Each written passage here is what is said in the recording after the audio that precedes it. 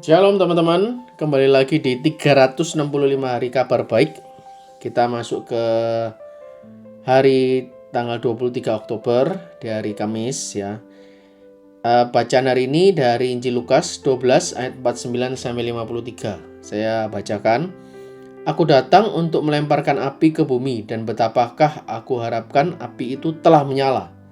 Aku harus menerima baptisan, dan betapakah susahnya hatiku sebelum hal itu berlangsung. Kamu menyangka bahwa aku datang untuk membawa damai atas bumi? Bukan, kataku kepadamu. Bukan damai, melainkan pertentangan. Karena mulai dari sekarang akan ada pertentangan antara 5 orang di dalam satu rumah, 3 melawan 2, dan 2 melawan 3. Mereka akan saling bertentangan, ayah melawan anaknya laki-laki, dan anak laki-laki melawan ayahnya. Ibu melawan anaknya perempuan, dan anak perempuan melawan ibunya. Ibu mertua melawan menantunya perempuan, dan menantu perempuan melawan ibu mertuanya. Demikianlah Injil Tuhan, terpujilah Kristus. Hari ini ayatnya cuma 5, tapi berat ya. 2 poin seperti biasanya. Poin pertama yang saya dapatkan di ayat ini, ternyata Tuhan datang itu untuk mengadakan, bukan membawa damai saja, tapi untuk mengadakan pertentangan. Kenapa pertentangan? Karena gampangannya Yesus itu kan dari surga, lahir tanpa dosa. Dia adalah Tuhan, teman-teman.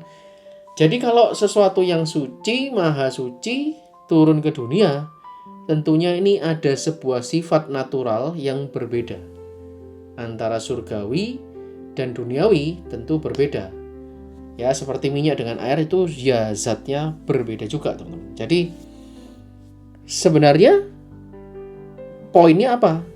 Bro Stan, gampang teman-teman. Kita ini warga negara kita itu adalah warga negara kerajaan surga.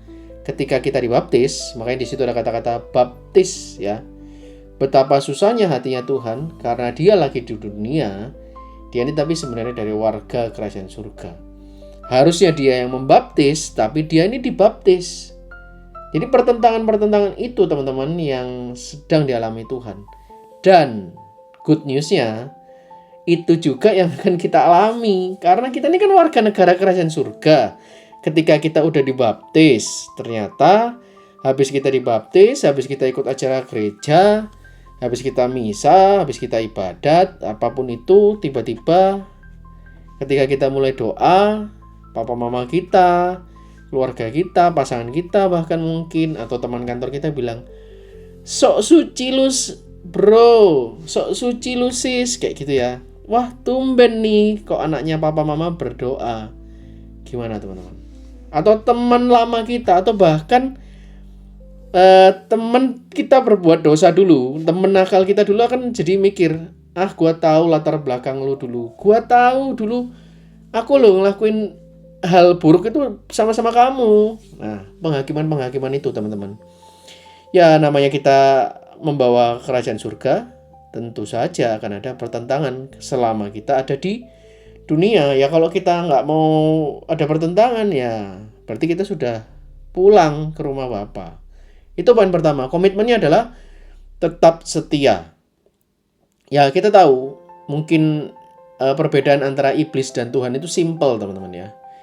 Kalau iblis dia tahu masa lalu kita dan dia selalu reminder akan kesalahan sama dosa kita di masa lalu. Tapi kalau Tuhan, dia tahu kita berdosa, tapi dia tidak melihat itu. Yang dia lihat adalah masa depan kita. Yang Tuhan lihat adalah dia panggil nama kita. Dia nggak panggil dosa-dosa kita. Itu perbedaan utama, teman. Jadi komitmen ya tetap setia. Poin kedua, nah ini yang lebih penting juga ya. Akan ada pertentangan. Pertentangan itu akan merasuk ke dalam 5 prioritas. Hubungan pribadimu dengan Tuhan akan ada pertentangan. Semakin engkau dekat dengan Tuhan, semakin engkau akan jijik terhadap dosa.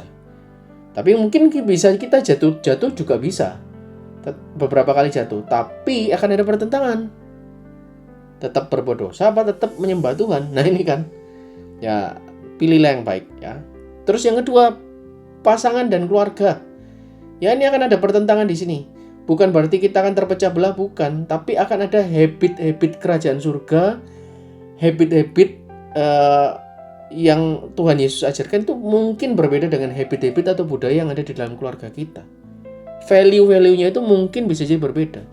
Bukan kita menjadi pribadi yang menjadi batu sandungan, tapi pakailah itu untuk semakin membuktikan bahwa ada Kristus di dalam diri kita. Sehingga orang tua kita merasa, yes, ini anakku udah berubah. Yes, pasanganku ini udah berubah. Itu teman-teman ya. Jadi poin ini. Terus apalagi dalam pekerjaan dan studi, kita juga ada pertentangan. Biasanya nyontek, biasanya curang. Nah, kita belajar menjadi berintegritas. Ya, nggak mudah. Saya katakan nggak mudah.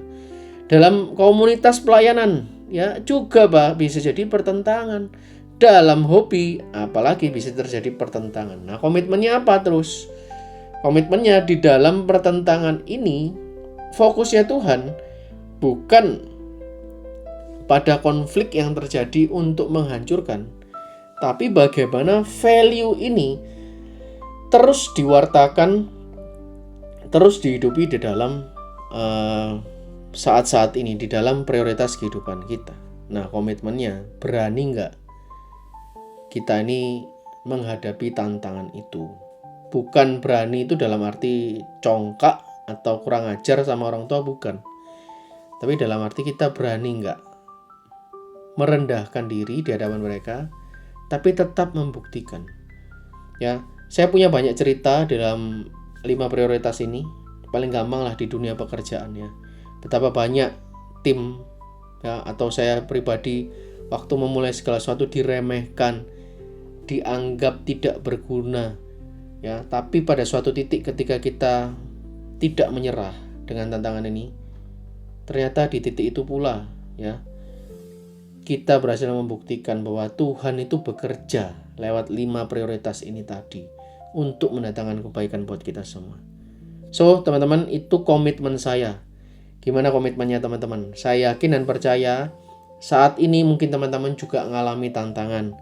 Saat ini teman-teman sedang berproses, ya kan? Sedang mungkin ada pergolakan di 5 prioritas ini.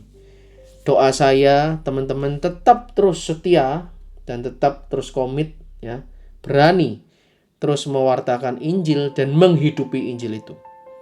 Ya, sampai suatu ketika nanti momentum itu tiba, waktu itu tiba, maka semua Tuhan akan ubahkan seturut dengan kehendak-Nya. Tidak ada lagi pertentangan yang bagaimana, tapi melalui pertentangan itu Tuhan akan datangkan berkat dan damai sejahtera. Oke, itu aja untuk 365 hari kabar baik hari ini. Kita ketemu lagi di esok hari. Bye-bye. Tuhan Yesus memberkati.